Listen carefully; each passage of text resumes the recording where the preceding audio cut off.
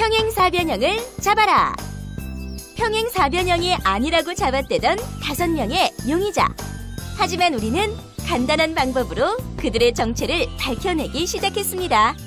평행사변형은 두 쌍의 대변이 각각 평행한 사각형이니까 이 두 직선이 평행하고 이 두 직선이 평행하다는 것을 보이면 되는데요. 아주 간단한 방법이 있죠?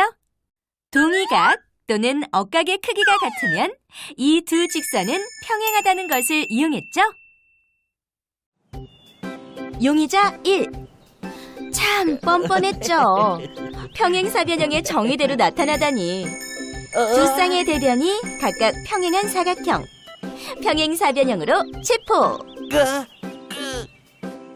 용의자 2. 이 두 삼각형은 합동이었죠.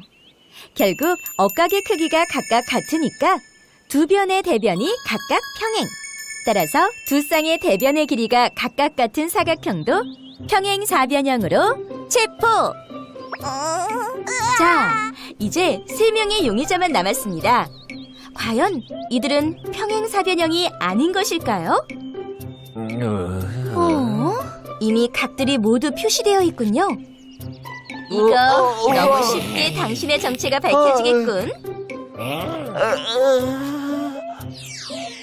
먼저 이 선분의 연장선을 이렇게 긋고 이 두 직선이 서로 평행하다면 이 각과 동의각인 이 각의 크기가 같겠죠? 마찬가지로 이 각과 동의각인 이 각의 크기가 같다면 두 직선이 서로 평행하다는 것을 알 수 있겠죠?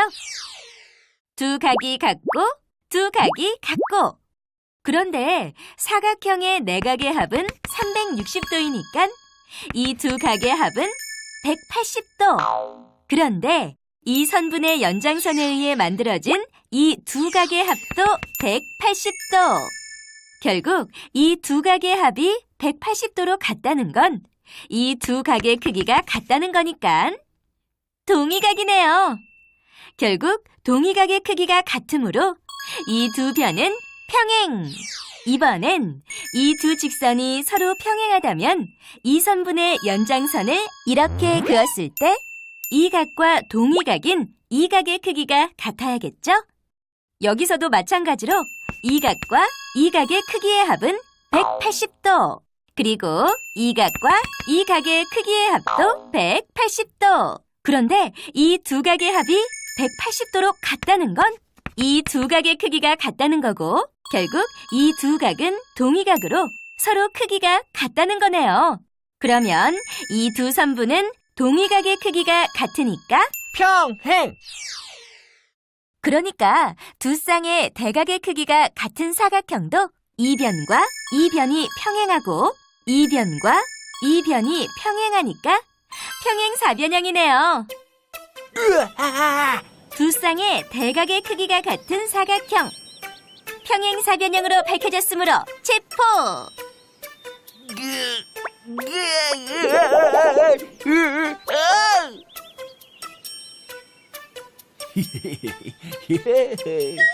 이 각과 억각인 이 각의 크기가 같으면 두 직선은 평행.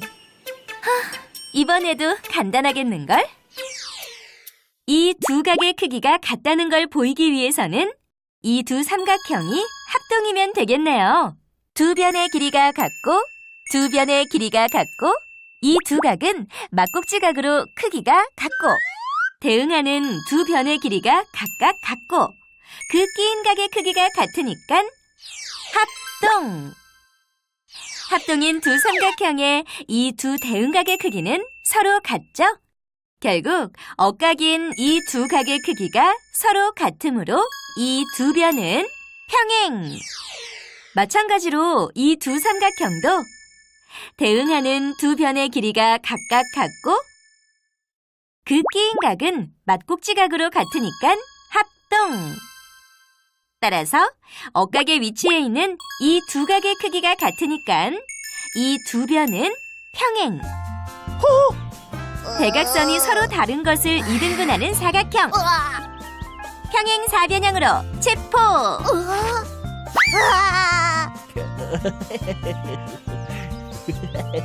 오호, 이미 한 쌍의 대변이 평행하군요. 그렇다면 나머지 한 쌍의 대변만 평행하다는 걸 보이면 되겠군요. 그러기 위해서는 이렇게 억각의 크기가 같으면 되겠죠. 이대로 대각선을 중심으로 자르면 삼각형 두 개가 만들어지는데요. 이 두 삼각형이 합동이면 이 두 각의 크기도 같겠죠? 두 변의 길이가 같고 이 두 변은 평행하니까 억각으로 두 각의 크기는 같고 이 변은 공통. 대응하는 두 변의 길이가 각각 같고 그 끼인 각의 크기가 같으니까 두 삼각형은 합동이네요. 따라서 이 각과 이 각의 크기는 같으므로 이 두 변, 이 변과 이 변은 억각의 크기가 같은 거니까 평행. 한 쌍의 대변이 평행하고 그 길이가 같은 사각형, 평행사변형으로 체포! 어떤 사각형이 평행사변형인지 확인하는 방법 어렵지 않죠? 자, 이제 마음껏 평행사변형을 잡아볼까요?